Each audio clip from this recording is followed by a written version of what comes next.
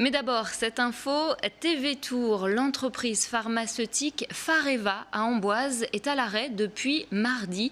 Elle serait victime d'une cyberattaque. Des données auraient été volées et une rançon serait exigée pour qu'elle soit restituée. Ce serait le cas aussi d'autres sites du groupe en France. Sur place, on retrouve Florent Clavel pour les dernières informations. Une cyberattaque entourée d'un halo de mystère. Ce que l'on sait à cette heure, c'est qu'une grande partie de l'activité du site d'Amboise, derrière moi, est paralysée.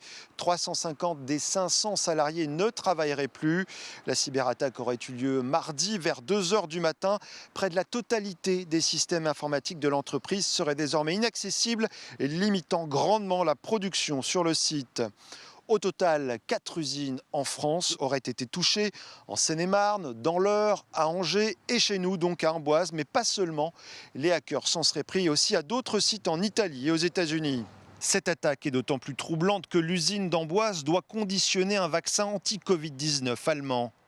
Alors pourquoi cette attaque? S'agit-il d'un rançonnage, un vol de données contre de l'argent?